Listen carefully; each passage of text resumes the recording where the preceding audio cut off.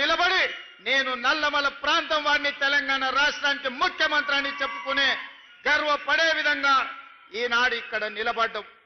ఈరోజు నా బాధ్యత పెరిగింది. వంశీకృష్ణ గారు కొన్ని అంశాలను ప్రస్తావించండి.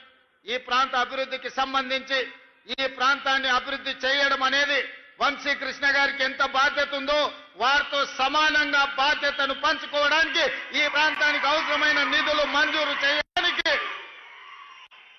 ప్రత్యేకమైన ప్రణాళికలు ఏర్పాటు చేసి ఇంతకుముందే కలెక్టర్ గారికి, షరత్ ఐఏఎస్ ఆఫీసర్ గారికి, ఇతర అధికారులకు మా ఉప ముఖ్యమంత్రి గారికి విజ్ఞప్తి చేసిన, నా ప్రాంతాన్ని అభివృద్ధి చేయడానికి ప్రత్యేకమైన ప్రణాళికలు రచించండి, దానికి అవసరమైన నిధులను విడుదల చేయాలి, ఈ ప్రాంతంలో సాగునీరు అందాలి, ఈ ప్రాంతంలో పేదలకు విద్య, ఉద్యోగ, ఉపాధి అవకాశాలు ఇవ్వాలి అని చెప్పి మా సహచర మంత్రివర్గ సభ్యులతో పాటు అధికారులకు సూచన చేయడం జరిగింది.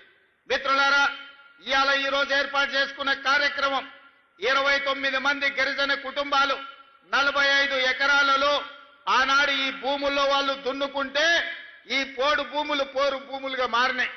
ఆనాడు ఈ పోరు భూముల్లో పోరాటం చేసిన గిరిజనులను బేడీలు వేసి జైలుకు పంపించిన చరిత్ర గత ప్రభుత్వానిదైతే, ఈనాడు అదే భూముల్లో సోలార్ పవర్ ప్లాంట్లు పెట్టి వాళ్లకు మంచి తోటలు పెట్టి మంచి పంటలు పండే ఫలాలను ఇచ్చే భూములుగా మార్చి ఈ రోజు ఆ గిరిజనులు ఆత్మ గౌరవంతో బ్రతికే విధంగా ఇందిరా సౌర గిరి జల విధానాన్ని ఈ రోజు ప్రవేశపెట్టడం జరిగింది.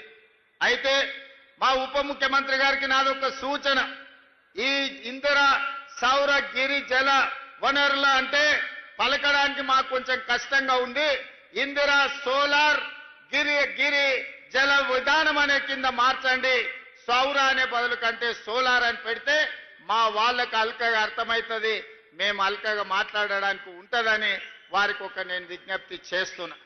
అదేవిధంగా మిత్రులారా, ఇవాళ అక్కడ ఆడబిడ్డలతో మాట్లాడినా, మా చెంచు ఆడబిడ్డలతో మాట్లాడుతున్నప్పుడు నాకు ఆశ్చర్యం కలిగింది. సమాజం పట్ల వాళ్ళకున్న అవగాహన, సమాజంలో జరుగుతున్న అభివృద్ధిని ఈరోజు అక్కడ అలివేలు అనే అమ్మాయితో మాట్లాడినా, ఆ అమ్మాయి ట్రైనింగ్కి వెళ్ళింది, తోటల పెంపకాల గురించి అవగాహన కల్పించుకుంది, అధికారులతో మాట్లాడింది, ఇతర ప్రాంతాలలో జరుగుతున్న తోటల పెంపకాలలో తీసుకుంటున్న జాగ్రత్తల గురించి ఆ అమ్మాయికి అవగాహన కలిగింది.